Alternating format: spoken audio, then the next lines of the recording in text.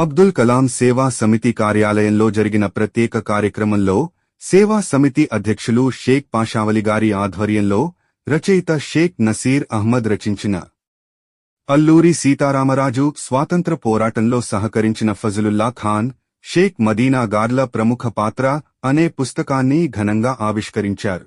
ఈ కార్యక్రమానికి ముఖ్య అతిథులుగా మున్సిపల్ చైర్మన్ మదర్ సాహెబ్, మాజీ municipal chairman Abdul Jaleel, retired deputy educational officer Gade Ramakrishna Rao, ప్రతిభ పల్నాడు జూనియర్ కాలేజీల సెక్రటరీ కరస్పాండెంట్ పఠాన్ నాగూర్ వలి, senior journalist Suleman, Oruganti Chennakesavarao, Mannem Panduranga Rao, Ayesha Sultana, teacher Eshwaraiah master తదితరులు పాల్గొన్నారు.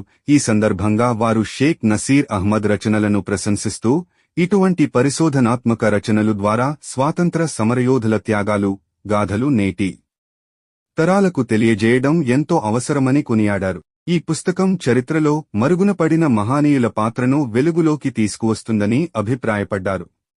ఎందుకంటే ఈ విషయం మీకు చెప్తుంది, ఇండియా గేట్ చూస్తే ఢిల్లీలో చాలా మంది ముస్లింల పేర్లు ఉన్నతంగా కనబడుతుంది. సో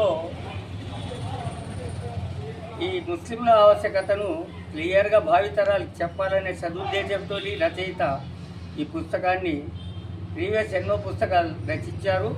ఇవాళ ఈరోజు ఈ పుస్తకాన్ని ఇక్కడ అందరి సమక్షంలో మాజీ మున్సిపల్ చైర్మన్ జలీల్ గారు, మన సలీమాన్ గారు, మన రామకృష్ణ గారు, నాగూర్వలి గారు, మన పాషావలి గారు, చెన్నా గారి సమక్షంలో విడుదల చేయటం వచ్చింది. థ్యాంక్ యూ అన్న పోషించారు. ముఖ్యమైన భూమికను పోషించారని చెప్పుకోవాల్సిన అవసరం ఎంతైనా ఉంది. ఎందుకంటే ఇప్పుడున్న దేశ పరిస్థితిని బట్టి, ఇప్పుడు ఇందాక మన చైర్మన్ గారు మన వాళ్ళు ఉటంకించారు, గేట్వే ఆఫ్ ఇండియాలో చనిపోయిన వాళ్ళ పేర్లు 6,000 కాదని మీరు చెప్పారు ఇందాక పొరపాటు. 95,300 మంది పేర్లున్నాయి అక్కడ. ఎంత? 95,300 పేర్లుంటే అందులో ముస్లిం షహీదులు అంటే ప్రాణత్యాగం చేసిన వాళ్ళు 61,395 మంది ఉన్నారు. సిక్కులు 8,050 మంది ఉన్నారు. వెనుకబడిన వర్గాలు 14,480 మంది ఉన్నారు. దళితులు 10,777 మంది ఉన్నారు. సవర్ణ అంట ఈ జాతి ఏదో తెలియదు 590 మంది ఉన్నారు. సంఘీయులు అంటే ఆర్ఎస్ఎస్ వాళ్ళు 0. వాళ్ళు ఎవరు లేరు స్వాతంత్ర పోరాటంలో. కానీ వాళ్ళు మేము ఈ రోజు నిజమైన దేశభక్తులం అని చెప్పి అంటున్నారు. ఇంకా గమ్మత్తైన విషయం ఏమిటంటే, అసలు గాంధీ మహాత్ముడు అని పిలిచే గాంధీ కూడా మంచివాడు కాదు, ఆయన కూడా దేశద్రోహి, ఆయన ఏదో ముస్లింలకు దేశ విభజనకు కారకుడు అని చెప్పి అనడం. కొంతమంది సినిమా నటులు ఈ మధ్య కాలంలో మేము గాడ్సేని హీరోగా చేసి సినిమాలు తీస్తామని కూడా చెప్పి ఇంటర్వ్యూలు ఇస్తున్నారు. ఎంతటి దౌర్భాగ్య పరిస్థితి. ఈ దేశంలో ఆర్య వయసులు చాలా మంది ఉన్నారు గాంధీ అంటే ప్రాణాలు ఇచ్చేవాళ్ళు. వాళ్ళు కూడా మరి వాళ్ళకి ఎందుకు సరెండర్ అయిపోయారు? గాంధీ మహాత్ముడు ఒక మాట అంటే ఊరుకునేవాళ్ళు కాదు గతంలో.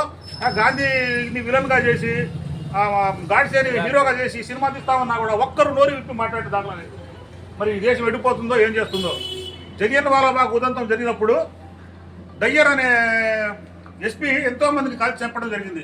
అప్పుడు ఖాన్ అబ్దుల్ గఫార్ ఖాన్ ఒకటే మాట చెప్పాడు, ఇక్కడ చనిపోయిన వాళ్ళలో ముస్లింలకు ఎవరికైనా సరే వీపు వెనక బుల్లెట్ ఉంటే నేను ఉద్యమాన్ని ఆపుతానని చెప్పాడు ఆయన. ముస్లింలంతా ఛాతీ ఇచ్చి ఎదురొడ్డి పోరాడి ప్రాణాలు కోల్పోయిన వాళ్ళే కానీ పారిపోయిన వాళ్ళైతే ఎవరు లేరు. కాబట్టి దేశంలో ఇలాంటి పరిస్థితులు, ముఖ్యంగా ముస్లింలు ఉగ్రవాదులు అని చెప్పి, సరే ఉగ్రవాదం ఎవరు చేసినా తప్పే. అటు గాంధీని చెప్పినవాడు, ఈ దేశంలో మొదటి ఉగ్రవాది ఎవరు? గాంధీని చెప్పినవాడు. మరి గాంధీ చెప్పినవాడు ముస్లిమా? ఇందిరాగాంధీని చంపారు కొంతమంది. ఇందిరాగాంధీని చంపినవాడు ముస్లింలా? ఇందిరాగాంధీ హత్యానంతరం సిక్కుల మీద దాడులు జరిగి ఎంతో మందిని చంపేశారు. వాళ్ళంతా ముస్లింలా? ఈ విధంగా చూసుకుంటే ఉగ్రవాదం ఏ రూపంలో ఉన్నా దాన్ని మనం ఖండించాల్సిందే, వ్యతిరేకించాల్సిందే. అయితే ఒక్క ముస్లింలనే టార్గెట్ చేస్తూ ఈ దేశంలో ముస్లింలు మైనార్టీలుగా ఉన్నారు కాబట్టి వాళ్ళని వేరు చేస్తే మిగతా కమ్యూనిటీలంతా మాకు హిందువులంతా ఏకమైతే మేము గెలుస్తామని చెప్పి కొంతమంది ఇట్లా చేస్తున్నారు. కాబట్టి ఇట్లాంటి తరుణంలో ముస్లింలు చాలా దేశభక్తులు డూ ఆర్ డై, కరోయా మరో అనే నినాదం ఇచ్చింది ముస్లింలు. మాస్టర్ గారు చెప్పినట్టు జై హింద్ అనే నినాదం ఇచ్చింది ముస్లింలు. సారే జహా సే హిందూ సీతా హమారా అని రాసిన వాళ్ళు ముస్లింలు. ఇట్లా చూస్తే ముస్లింలు ప్రాణత్యాగాలు చేసి ఎంతో త్యాగాలు చేసిన చరిత్ర ఉంది. ఇలాంటి దశలో నసీర్ అహ్మద్ గారికి ఏదో రకంగా పెద్దలు ఆర్థికంగా సహకారం అందించి ఇలాంటి పుస్తకాలు ఇంకా వెలికి తీసి చరిత్రలు రాయాలని చెప్పి కోరుకుంటున్నాను. ముఖ్యంగా ఈ సభాముఖంగా నేను చెప్పేది ఏంటంటే, ముస్లింల జీవిత చరిత్ర రాస్తున్నారు కాబట్టి స్వాతంత్ర పోరాటంలో మన ప్రాంతంలో దాచేపల్లిలో కరీం అనేవారు ఉన్నారు. ఇక్కడ మాచర్లలో కోల్కాట్ నబీ అనేవారు ఉన్నారు. చింతపల్లి హుసేని అనేవారు ఉన్నారు. వాళ్ళ చరిత్రను కూడా పరిశోధించి రాస్తే బాగుంటుందని చెప్పి నేను మనవి చేసుకుంటున్నాను. ఈ అవకాశం కల్పించి మీ అందరికీ ధన్యవాదాలు తెలుపుకుంటూ నేను